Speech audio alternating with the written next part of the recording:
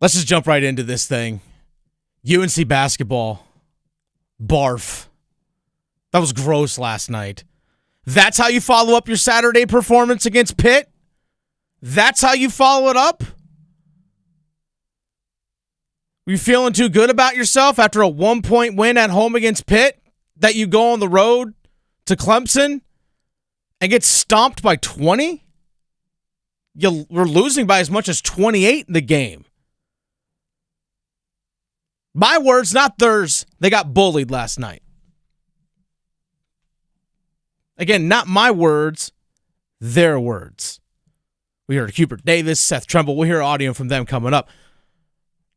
But that's what they said last night. They got bullied. There's no fight at all from that team. They were careless with the basketball. Graham, you and I praised them yesterday on the show about how good they took care of the basketball on Saturday against Pitt. I was at that game. I was like, man, they're not turning the ball over. Look at the stats post-game. They only had 6 turnovers. They had 6 in the first half yesterday, 13 overall. And careless turnovers. Saw Elliot Cadeau throw the ball like not looking to I don't know who. Dabo Swinney, who was sitting up in the crowd. That's who he was throwing it to. That's probably who he was trying to throw it to. Wasn't just him.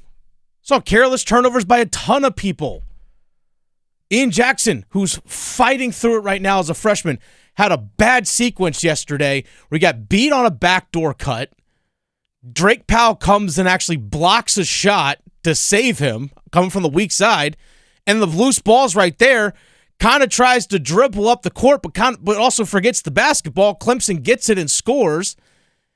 And then the ball deflects him off midcourt, doesn't even try and chase it down, and just rolls out of bounds. Like, dude, where's the fight? Where's the compete? Like, that's your team right now. This isn't early year trying to figure it out. You're 25 games into this thing. You have 7 games left in the regular season. The level of disappointment has to be there. And Hubert Davis talked about his level of disappointment as well as frustration in regards to the lack of team's urgency in that game.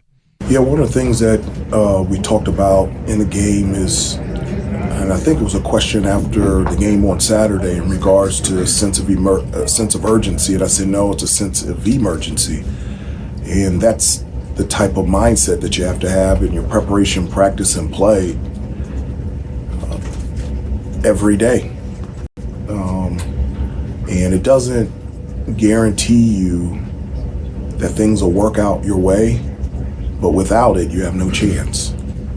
And so from that standpoint, just sad. Yeah, it is sad. It is sad that you're still having that conversation. You're North Carolina. It's sad that we're still having this conversation. Seth Tremble, the junior guard, even talked about the level of frustration for him personally after the loss. We know the stakes. We know the position we're in, and just for us to come out and get that performance. You know what's at stake? Your shot at the postseason is at stake. Your shot at the postseason is at stake. Yeah, you're going to make the ACC tournament. Cool. You're sitting, what, 7th right now in conference standing? 7th, 8th? That's where you sit. Not, hey, we're trying to fight to be a top 2 or 3 seed with Duke or Clemson. You know what's at stake. And the biggest thing was the lack of fight that team showed. And it really shows, and it's reflected a lot on the defensive end. Tarheel Illustrated put this stat out last night after the game. UNC's opponents over the last 5 games are shooting 49 of 102 from behind the three-point line. That's 48%. 48%. Did you see at any point yesterday Victor Locken, their big 6'11 guy, 6'10", 6'11 guy, stepping out and shooting, hit 4 3-pointers in the first half? Did whomever guard him try and run him off the three-point line? Did anybody try and close and contest? No, they're clean looks. That's compete. That's effort. That's fight. UNC's 2-5 in their last 7 games. Their losses have been home versus Stanford, at Wake, at Pitt, at Duke, at Clemson. And their only wins were overtime against Boston College, and home this past Saturday against Pitt. 1-point game. And when even at Hubert Davis after the Boston College game, where they had to go into overtime, they had to get a stop late. I mean, gosh, Boston College looked like a tournament team. The way they played against Carolina. And Hubert Davis was questioning the team's motivation defensively. It's like, well, yeah, we actually did find motivation at the end of the game defensively, and that's why we got some stops and forced overtime. I'm sorry? And that's still lingering on this team. They're 7-6 in the ACC. Of those 7 wins, only 1 has come against a team in the top half of the conference standings. That was against SMU. Pitt's right there in the middle. But you have 1 of your 7 wins. You're 7-6 in conference. 1 win against the top half? You know what that makes you? Average. Average. And here's the big thing. Here's the big thing when it comes to UNC basketball right now. The fact that we are still questioning this team's fight and compete this late in the season when there are legit, real things at stake in terms of making the NCAA tournament, making the postseason. The whole reason why you play is to go win a championship. Hubert Davis was asked by Adam Smith inside Carolina about his team's competitiveness and lack of fight. Do you feel like that this team has lost its fight in some ways? Is that a fair assessment? I wouldn't say that. Stop it right there. Pause it right there, Graham. Pause it. It took you 3 seconds to think of an answer, Hubert? No, I wouldn't say that. No, the immediate answer should always be no. I do not question our team's fight.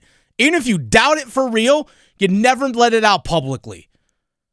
The fact that you let it for 3 seconds should never take 3 seconds. I wouldn't say that. There's your answer. There's your problem right there. Graham, let's go ahead and play the rest of that there.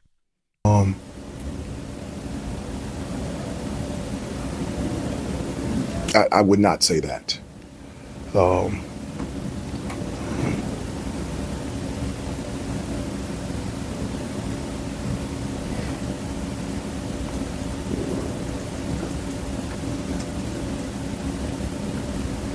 We have to keep getting back up and keep competing. And we got knocked down today, but we got to get back up and we got to move forward and we have to competitively fight. That's the answer from a guy who has no answers. That is 100% answers from someone who does not have the answers. Hey, you know what? The answers for this problem are on the team right now. That right there, that long pause after he said, I wouldn't classify, I wouldn't necessarily say that. The long pause where he's thinking about it, he's trying to find the words to say, shows you he doesn't have the answer for this 15 team. total seconds. Exactly. This team does not have an answer. This program doesn't have an answer. And even the players recognize it too, including Seth Trimble. Is maybe the loss against a really good team isn't the worst thing, but the fact that Clemson bullied them. I'm not necessarily mad that we lost this game. I'm really upset with the fact that we got bullied today. I think some guys responded, but it takes 15. It takes all 15 of us, and we just didn't have it. Kind of hard to hear in a hallway and all that. He said, yeah, not everyone responded the right way to getting bullied. Not everyone did. That's bad. That's bad. That's lack of leadership. That starts top down. From head coach, coaching staff, down to the leaders on your team. Your experienced senior guys. That's where that all starts. You don't have it? Sorry. You just don't have it.